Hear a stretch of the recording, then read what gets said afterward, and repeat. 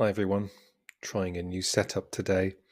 I've prepared a script and I'm going to be examining two popular attempts to reconcile the existence of an omnipotent and omnibenevolent God with the presence of evil and suffering in the world. The first one is the greater good theodicy and then the soul-making theodicy. Spoiler alert, we're going to see why these two actually undermine the very idea of an omnipotent God and make no theological sense whatsoever. First up is the greater good theodicy.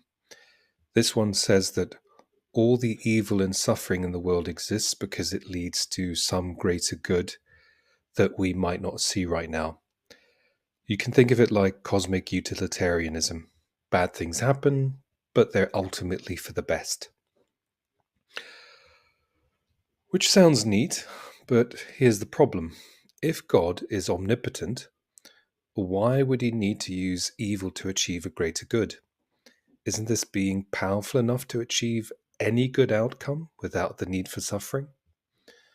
An omnipotent God, by definition, has unlimited power.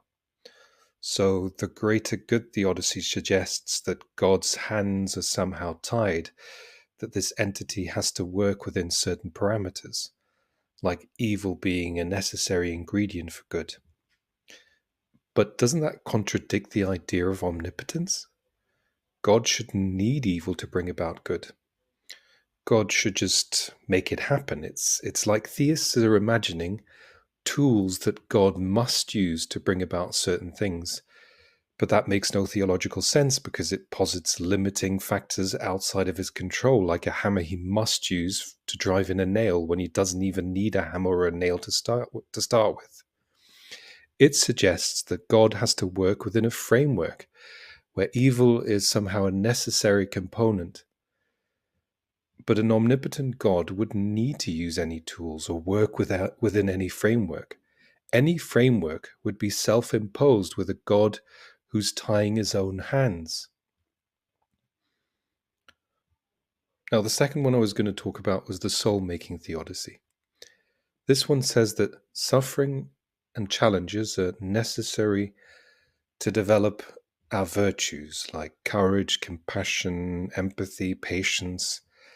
It's like we're all in a divine gym, working out our souls, and we're becoming spiritually buff. Again, sounds pretty awesome, but hang on, if God is omnipotent, why couldn't this being create us already possessing these virtues? Why the need for a painful process of soul making?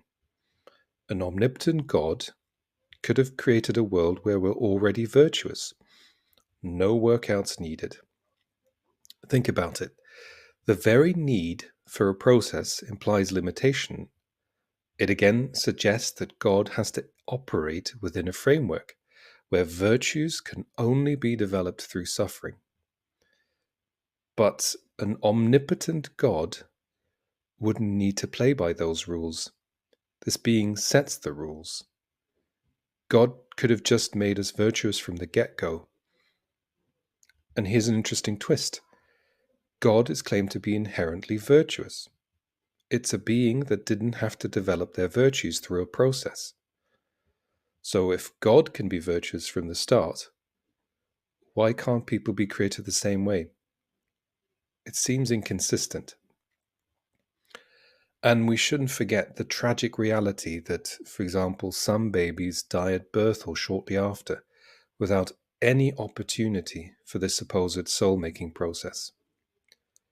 If soul-making is essential, how do we account for these innocent lives that never get the chance to develop virtues through suffering? And if it's not necessary for them, just like it's not necessary for God, then why do others have to go through it?